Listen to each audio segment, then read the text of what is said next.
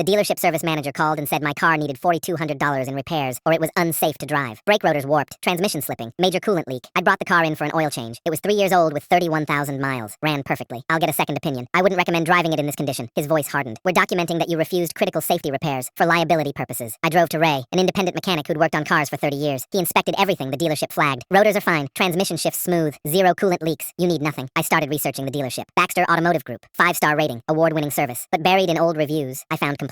Told me I needed new struts. Second mechanic said they were perfect. Charged me $800 for brake work. My regular shop said the brakes weren't touched. They replaced my battery and charged $300. Found my old battery at a salvage yard with my initials still on it. I called that reviewer, Patricia. I marked my battery because my husband taught me to. When it died a year later, I bought a used one at Henderson Salvage. My initials were still on it. Dealer service sticker still on the case. The battery wasn't replaced. It was removed, sold, and she was charged for a new one. I visited Henderson Salvage. Baxter Automotive sends us stuff weekly, the owner said. Alternators, starters, brake components, good quality, low miles. Parts from customer vehicles? He shrugged. They say it's old inventory. I don't ask questions. I reported everything to the state attorney general. They'd received 17 complaints about Baxter in 3 years. Never enough evidence. Until now. Undercover agents brought vehicles with known conditions. Documented what Baxter recommended versus what was actually needed. A car with perfect brakes was quoted $100 in brake work. A car with new spark plugs was charged $400 for replacement. They pulled the replaced plugs. Same new plugs. Never changed. The audit expanded to parts records. Work orders showed thousands of components replaced. Purchase orders didn't match. They were buying a fraction of what they billed. The service manager, Dennis Howell, had been billing customers for repairs never performed, then selling the old parts to salvage yards. Total fraud over 5 years, $2.1 million, 847 customers. I asked the investigator if I could be there when they arrested him. That's unusual. He quoted me $4,200 for repairs I didn't need. Told me my car was unsafe to drive. Documented that I refused critical safety repairs. I need to see this end. They agreed. Saturday morning. Peak service hours. The waiting room was full of customers when we walked in. Howell saw the badges, then saw me. Mr. Chen, what is this? I held up Ray's diagnostic report next to Howell's estimate. You quoted me $4,200. Warped rotors, transmission problems, coolant leak. I held up the second page. Independent inspection says rotors are fine. Transmission shifts smooth. Zero leaks. His face went white. Dennis Howell, you're under arrest for fraud and theft. This is a mistake. I run a legitimate business. Patricia Morrison. I held up her review. You charged her $300 to replace a battery. She found it at Henderson Salvage a year later. Her initials still on it. Your service sticker still on the case. Customers in the waiting room were listening now. You never replaced it. You sold her own battery to a salvage yard and charged her for a new one. They cuffed him at the service counter. Henderson Salvage confirmed you send them parts weekly. Alternators, starters, brake components. Old inventory, you told them. I held up the undercover reports. A car with perfect brakes quoted $1,100 in brake work. A car with new spark plugs charged $400 for replacement. Same plugs. Never changed. There must be documentation errors. 847 incidents over 5 years. $2.1 million in repairs that never happened. The customers were standing now, staring at the man who'd quoted them thousands. You told me my car was unsafe to drive, I said. Documented that I refused critical safety repairs. Covered yourself for when I came back. They walked him toward the door. One woman's battery, 1 second opinion. That's all it took. He had nothing to say. Patricia was waiting in the parking lot. She'd driven 2 hours. Howell saw her. Saw the photo of her marked battery she was holding. My husband taught me to initial my parts, she said quietly. He knew people like you existed. They pushed him into the car. I looked at my $4,200 estimate. Warped rotors, transmission problems, coolant leak. Ray's report, you need nothing. Patricia stood next to me as the car pulled away. 1 second opinion. I watched until it disappeared. Wrong customer.